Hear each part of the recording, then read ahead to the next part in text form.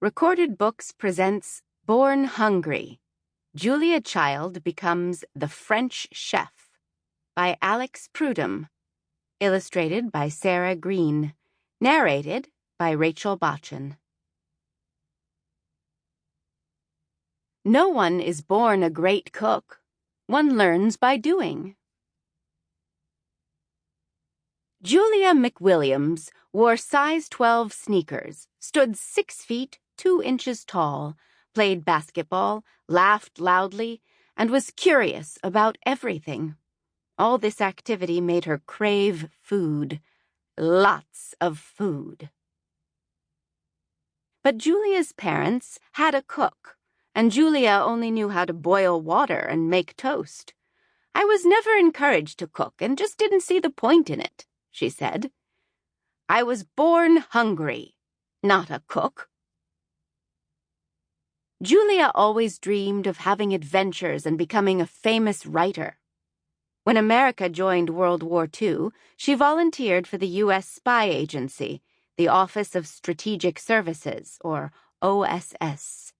The OSS sent her to Ceylon, now Sri Lanka, an island country near India, where she worked as a clerk typist, helping spies, soldiers, and generals with their top-secret reports. But Julia was a little bit lonely. One day, in 1944, Paul Child moved into the office next to Julia's. She could see him through a little window. A painter and photographer, he was 10 years older than she was, several inches shorter, and much quieter. "We had such fun." Paul had lived in Paris and knew all about food and wine. In the OSS, he designed maps, charts, and a secret war room for the generals. Julia did not like his mustache. Paul thought she was too loud. But they both liked food, books, and travel. Soon, she encouraged him to take an elephant ride in the jungle, and he encouraged her to try foods from around the world. Temple of the Tooth. Julia still did not know how to cook, but in the OSS, she created her first recipe for shark repellent. Sharks would try to bite U.S. sailors or would accidentally blow up U.S. sea mines. Julia used copper acetate mixed with black dye to create a small, round cake that smelled like dead shark. When it was submerged, the cake disintegrated and the repellent spread through the water, scaring hungry sharks away. After the war ended, Julia and Paul moved back to America and married. "With a new husband, I decided I'd better learn to cook." Julia Child signed up for a class on how to make pancakes and hamburgers. But when she cooked her first meal for Paul, Julia tried something more complicated.